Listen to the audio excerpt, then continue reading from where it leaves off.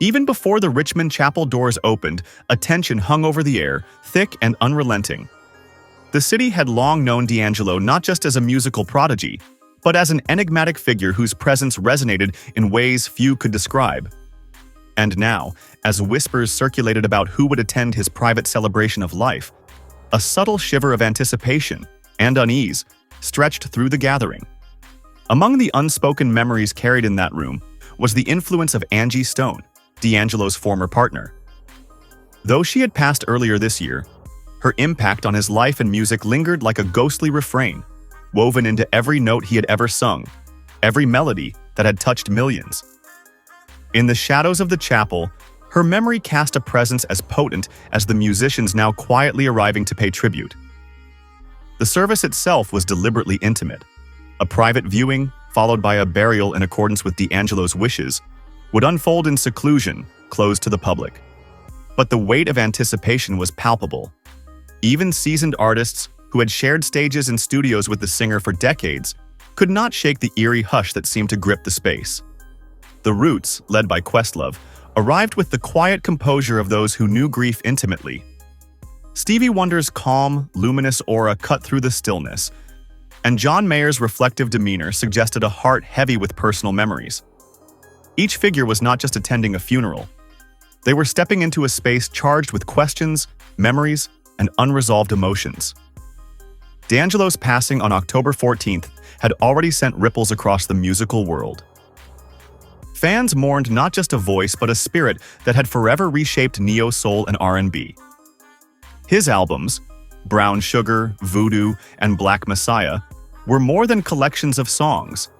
They were the chronicle of a life lived at the intersection of spirituality, sensuality, and revolutionary artistry. Now, as the private service prepared to commence, the tension was not only about who would be there, but what the atmosphere might reveal. Memories, regrets, and unspoken emotions seemed to converge in a space suspended between life and legacy. Among those quietly reflecting on DAngelo's journey was Questlove, whose friendship with the singer spanned decades. In moments before the service began, he remembered the weeks spent with DAngelo in those final months, sitting together without instruments, without the barrier of a stage or recording booth. "Music was always our template for communication," he had written, reflecting on conversations shared in hospital rooms, in quiet spaces where the weight of mortality pressed against them both. These memories were raw, unfiltered, and underscored the fragility of life, a fragility that made the service in Richmond both sacred and unsettling. Throughout the room, the influence of Angie Stone was felt in subtle ways. Though she was absent in body, her artistic and personal impact on DAngelo resonated with those who knew the depth of their connection. The melodies she had inspired, the creative energy they shared, seemed to ripple through the air, touching everyone who had come to honor him. Her presence was not physical, yet it was undeniable. Her memory a thread connecting the past to the present, a reminder of the complexities of the life they had shared. As the service unfolded, the musicians prepared their tributes. The Roots' percussion carried a weight that seemed to echo the heartbeat of memory itself. Stevie Wonder's soulful expressions filled the room with reverence and reflection, while John Mayer's reflective playing reminded attendees of the intimate moments they had shared with DAngelo. Each performance was more than music. It was an invocation, a conversation with absence, with history, and with the ghosts of relationships that had shaped a life devoted to art. The private ceremony, planned for Saturday, November 1st, was as much about reflection as it was about music. The guest list, carefully curated to include close friends and collaborators, underscored the intimacy of the moment. Yet even in seclusion, the suspense of expectation and the weight of curiosity created a palpable tension. Who would speak? What stories would be shared? How would a life so public in artistry be honored in such private grief? These questions hovered, unanswered, over the quiet assembly. A letter from Barack Obama was to be read during the service, a gesture acknowledging DAngelo's profound impact on American music. The former president had long praised DAngelo for redefining soul and R&B, bridging eras with innovation and heart. The written tribute would serve as a silent acknowledgement of the singer's legacy, a moment where words and memory intertwined to honor a life both extraordinary and enigmatic. The inclusion of such figures emphasized not only the reach of DAngelo's influence, but also the complex layers of admiration, grief, and reverence surrounding him. Even as the service commenced, the air remained charged with suspense. There was no open casket in accordance with DAngelo's wishes, a decision that amplified the sense of mystery and introspection. Attendees found themselves reflecting not on what they could see, but on what they remembered, what they had shared, and what the singer had meant to them. Each silence, each pause between notes, carried the echoes of a life lived intensely, creatively, and sometimes painfully. The Roots, led by Questlove, had been frequent collaborators, particularly during the Voodoo era. Their relationship had transcended performance, becoming a deep friendship rooted in shared creativity and mutual understanding. Memories of studio sessions, impromptu jam nights, and long conversations about life and music permeated the gathering, creating an atmosphere both mournful and celebratory.